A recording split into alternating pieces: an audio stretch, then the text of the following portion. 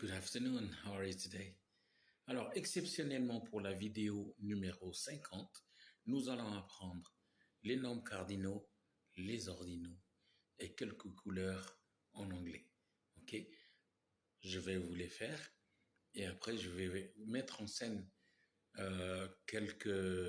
une petite situation et vous allez comprendre pourquoi et en quoi il est très important de connaître quelques cardinaux, quelques ordinaux et quelques couleurs. Ok?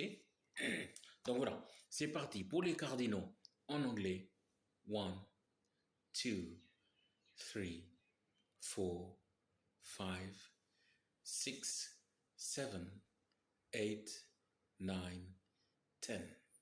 Ok? Et on va s'arrêter à 10.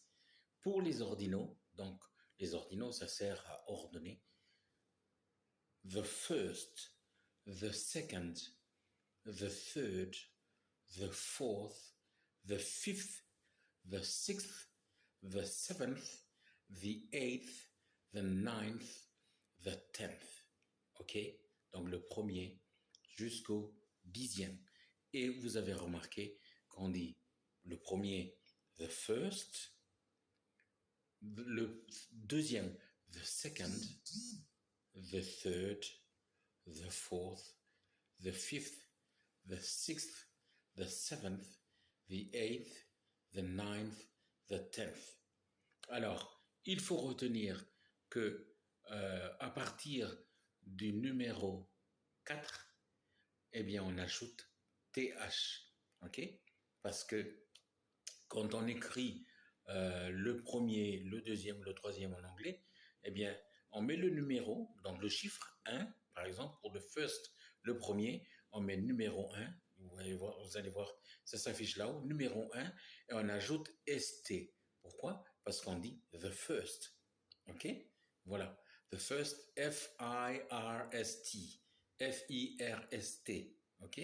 Donc, the first. The second, c'est comme on écrit second en français. S-I-C-O-N-D. OK? Second.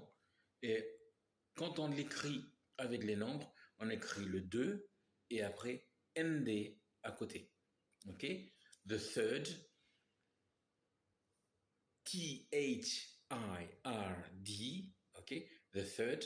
Et à la fin, il y a le RD. Donc, quand on écrit le troisième en anglais, on met le 3 et après, on écrit R et D à côté. Et à partir du 4, on ajoute à chaque fois TH à côté du nombre. OK? Voilà. Maintenant, je vais mettre en scène une situation. Comme ça, vous allez comprendre pourquoi il est important de connaître les cardinaux, les ordinaux, les couleurs. Bien sûr, je vais simplement, aujourd'hui, on les fait jusqu'à 10 et jusqu'au 10e. Quelques couleurs seulement. Mais la prochaine fois, je referai une vidéo pour vous les donner presque au moins l'essentiel. OK? Donc, la situation, vous êtes dans un magasin, vous voulez acheter des fruits, vous êtes en Nouvelle-Zélande, en Australie ou en Angleterre, vous vous dirigez donc vers le rayon fruits. Là-bas, dans le rayon fruits, il y a les étals ou les étaux. On ne dit plus les étaux parce que on a peur de dire l'homonyme, un étau qu'on utilise dans les ateliers pour pour presser les outils. Mais voilà, un étal, c'est comme les étagères, ou les étals, ou les étaux. Ok? Donc, vous avez sur les étaux, ou sur les étals, vous avez 6 pommes, 3 rouges et 3 vertes. Vous avez 3 poires et vous avez 10 bananes. Voilà. Donc ça, c'est le cadre de notre histoire. Vous voulez acheter des bananes, donc vous vous adressez à la personne qui vend des fruits et vous lui dites « Excuse me, sir, I'd like to buy bananas ». Ça veut dire « Excusez-moi, monsieur, je voudrais ou j'aimerais acheter des bananes ». Vous pouvez dire aussi « Excuse me, sir, I'd like to buy some bananas ». Et là, ça veut dire « Excusez-moi, monsieur, je voudrais acheter ou j'aimerais acheter quelques bananes » parce qu'il y a le mot « some ». OK? Ensuite, il faut savoir que quand on dit I'd like, eh bien, c'est la contraction de I would like. Ok? J'aimerais ou je voudrais. On dit I would like, mais là, oh, je vais afficher la forme contractée, donc on dit I'd like pour faire plus rapide. Ok. Donc, on dit Excuse me, sir, I'd like to buy bananas or some bananas si vous voulez. Alors la personne lui répond How many bananas would you like to buy? Combien de bananes voudriez-vous acheter? One, two, three, 4, 7, 10. OK? Donc là, vous voyez les cardinaux. Et vous répondez I want to buy 8 bananas, please. Je veux acheter 8 bananes, s'il vous plaît. Et là, le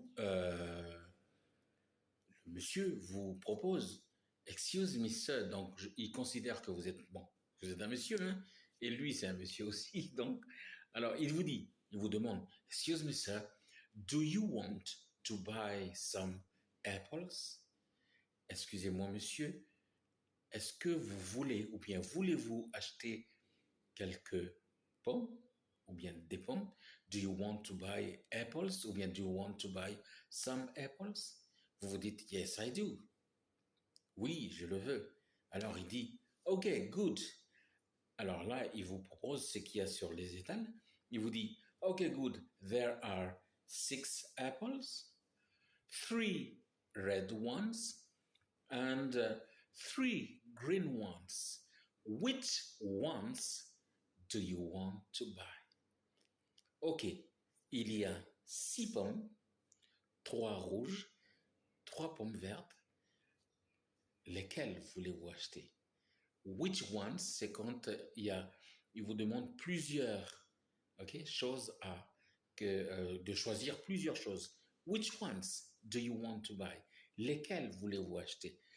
The red one, please. The red ones, please. Les rouges, s'il vous plaît. And I want to buy a pear. Et je veux acheter une poire. OK. Which one? D'accord. Laquelle? On a dit tout à l'heure, which ones, ça veut dire lesquels, et which one, ça veut dire laquelle ou bien lequel. On a dit tout à l'heure qu'il y avait 3 poires, donc il faut choisir une poire parce qu'il dit which one, et vous dites the second one. The one in the middle. OK? La deuxième, s'il vous plaît, celle qui est au milieu. The second one. The one in the middle. OK? Je raconte encore l'histoire. OK? Je relis les phrases qu'on a utilisées. Excuse me, sir. I'd like to buy some bananas, please. Okay. How many bananas would you like to buy? 1, 2, 3, 7 or more? Plus. I want to buy 8 bananas, please. Excuse me, sir. Do you want to buy some apples? Yes, I do. Okay, good. There are 6 apples, 3 red apples, and 3 green apples. Which ones do you want to buy? The red ones, please. And I want to buy a pear. Okay, which one? The second one, please. The one in the middle.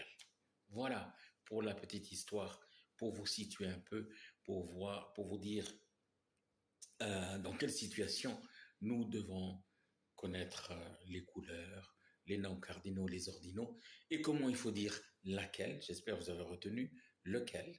Donc laquelle et lequel, which one, et lesquels, which ones. OK? Et how many, ça veut dire combien, mais uniquement quand on utilise des nombres dénombrables, c'est-à-dire qu'on peut compter une banane, 2 bananes, 3 bananes. OK? Il y a des nombres indénombrables, comme le sucre, on ne peut pas dire un sucre, 2 sucres, 3 sucres, hein. On dit 1 kilo de sucre parce que on ne peut pas dire un grain de sucre, 2 grains. OK? Voilà. Simplement pour aujourd'hui. God bless you. Thank you so very much. And see you next time. Bye.